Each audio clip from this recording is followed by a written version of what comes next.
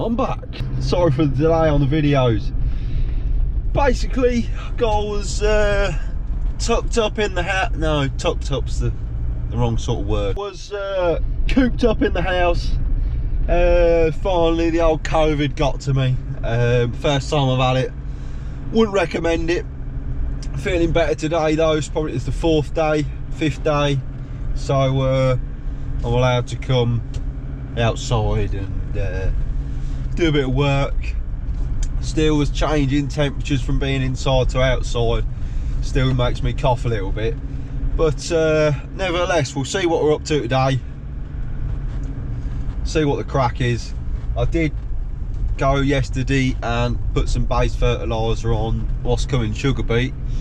And Dad has finished planting the spring barley. So he's been finishing that off and he's just going to go pre-em that today. But yeah, first of all, I've got to wash the spreader down. Then before I wash the spreader out, Dad just said come and put a bag of nitrogen on this oilseed rape before it gets too high. This has come up and come on incredibly the last couple of days while it's been hot. I'll just get out and show you. Now then, I know I'm running on big tyres, but I ain't squashing that much down. We weren't going to change the tyres just to spread on oilseed rape. So yeah, we'll just take a look.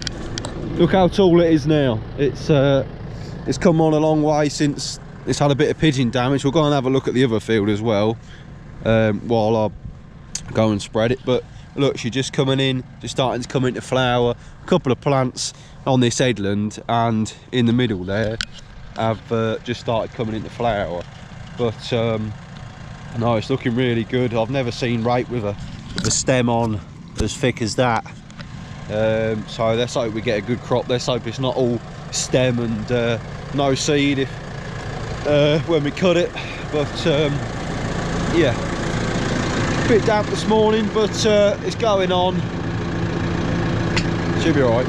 Now then, if you've not already seen Ollie Harrison, Ollie Blogs, his video and his interview with the BBC, go and watch that, go check that out on his channel, and also Tom Pemberton's channel as well, talking about British farming and what the government can do and what they can do if they put their mind to it to help us out, because we are in a state that we need some form of help. Fuel prices have gone up, this fertiliser price has gone up. I don't want to keep moaning on, I don't want to keep going on about it, but that's a fact. And if something doesn't get done, yeah, God knows what's going to happen. But yeah, go check their channels out. But in the meantime, while I've been off, been catching up on some YouTube, some Millennial Farmer, Crawford Farms, Nick's farm as well. He's recently come back, so go check his videos out as well. So yeah, there's only a certain amount of times you can cut the lawn as well, so good to be back on the land and in the tractor really. Now then, I ain't going to sugarcoat it. This field's not as good as the other field because of the pigeon damage, but since the last coming here, it's greened up a hell of a lot. This might be the best bit of rape yet, you don't know. Because it's been nibbled, maybe we planted it too thick anyway, but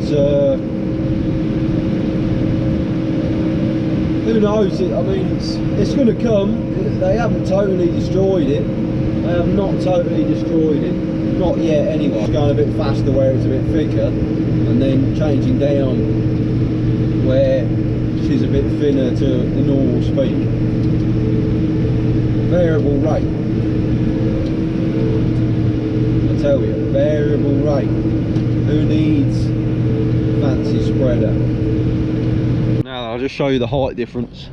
This here's not too bad. This end ain't too bad, but most of it, yon end, is sort of that height and that height. So they've greened up a lot since last time, and yeah, they'll pull through. It'll be fine. It'll be fine. But yeah, now we can wash the spreader out.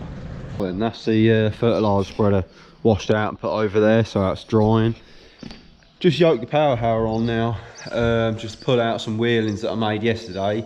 Here's a few clips of what I've recorded yesterday, sounding worse than I did today. So here's a few clips of that, and then I shall rejoin you while I'm just pulling them wheelings out and sorting the ins and outs out. So then when we're going to go, and well, before we go and drill the sugar beet, we are going to put a cover crop in with this. This has already got spring barley in, so we're going to knock the sugar beet land down with this power harrower and just dribble some spring barley on the lighter fields, because what we get on this land is when it's windy, the land blows, soil blows, and then it blows the sugar beet out, ruins it. So we go and put a cover crop in that just protects the sugar beet, and we'll drill the sugar beet in once the barley's up like that and up and through. We'll drill the sugar beet in like that. So I'm just going to knock the wheelings out with this power harrower, and then probably come back once I'm done that, and the sugar beet drill is somewhere somewhere behind there. So move everything out, put them in that bay, get the sugar beet drill out, put everything back. So yeah. Right, so we're at the house. We're up on this field of beans that we drilled. This is our own field. This is not the one that I drilled for the neighbour. They're all up.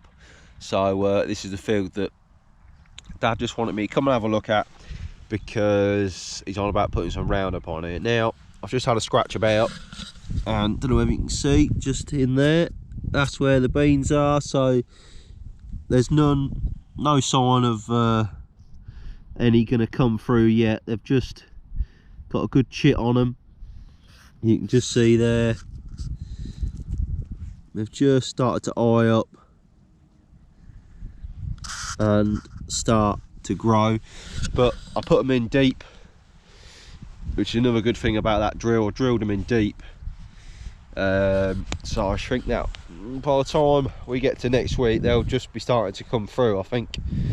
I'll go check the other field, because obviously he wants to spray the other field as well while he's here with Roundup, but there's no green shoots on the top, so I don't think he'll affect the plant too much, the seed too much. So I'll check the other field now and give him a ring.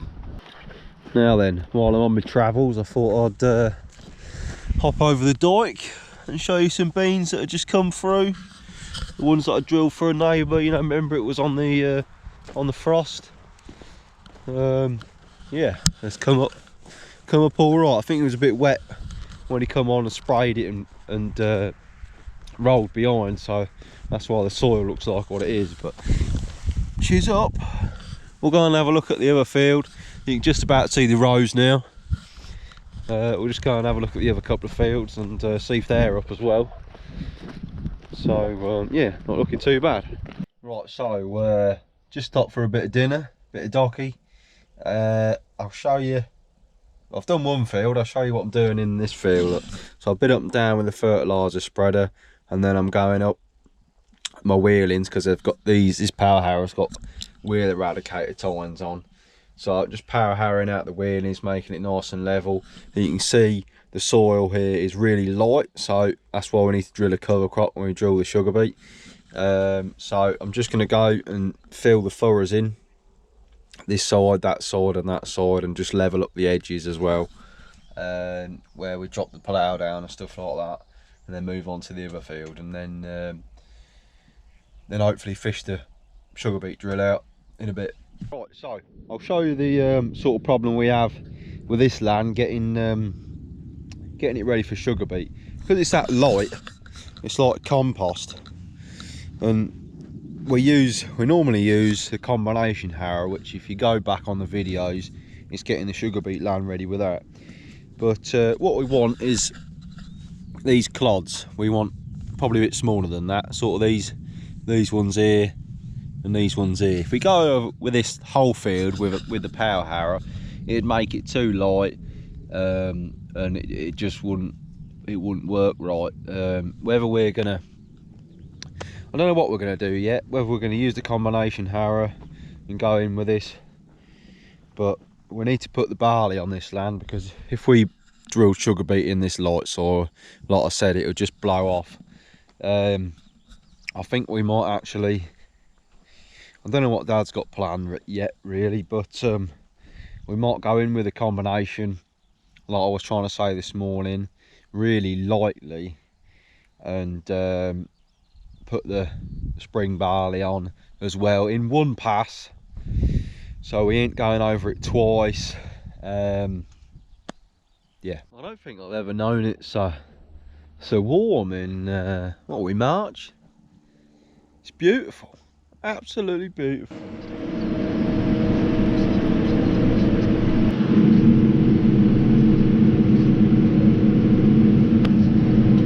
Now then, it's the next day now.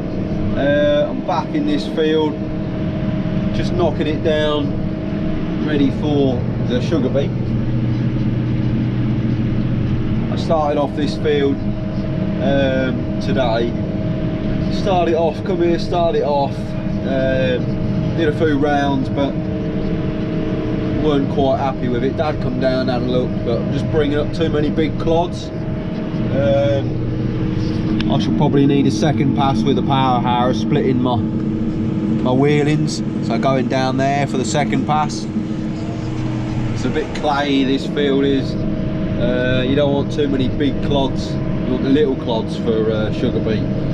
But the sprayer's being tested today, that's being tested. You have to get that tested every year and get a certified sticker for it, so that's being tested this morning. So Dad's back there, I'm still here. I've got that much to do, and then I'm going to go over it again. That's the plan. Right next to farm 2 anyway.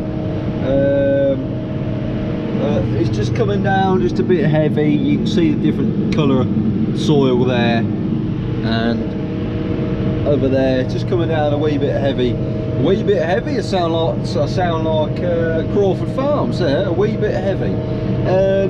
Anyway, I'm going to continue to do this. We'll see what the next video brings.